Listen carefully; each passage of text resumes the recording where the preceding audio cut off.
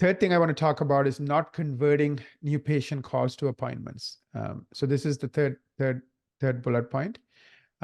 So the economics of your practice would exponentially change if you viewed your phone system and those who answer it as a revenue center. Remember, I said the average dental practice is only booking 1 out of 3 new patient calls. So if you are the average, you are wasting so much money because you're not booking all your patient calls. So start looking at the phone and the people who answer it as a key part of your business.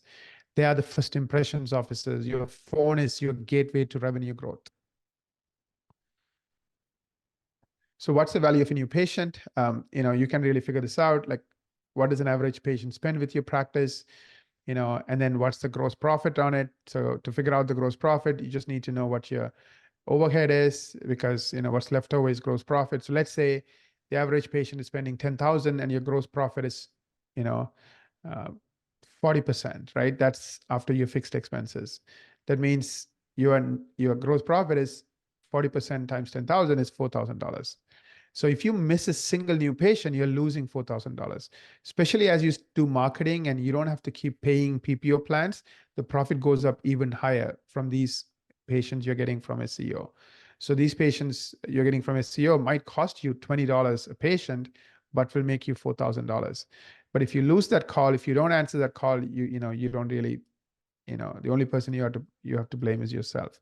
So really focus on not wasting money on the way you answer the phone calls. 2 key points I want to mention here is find out what your conversion rate is, right? I told you the average dental practice is only booking 1 out of 3. What is that number for you? The only way to find out is don't ask your team members, literally listen to 100 calls or have somebody listen to 100 calls and give you actual data. Based on the 100 calls I listened to, my conversion rate is exactly 39% or 79%, whatever the actual number is. Don't take guesswork. Don't ask your team. Literally have them go through every call and then mark every call as this is a new patient call they booked or they didn't book. It's painful. It takes around 20 hours to go through 100 calls, but it's worth it. So that's the first point I want to make about knowing your call conversion rate. The second place where people waste money is they waste money on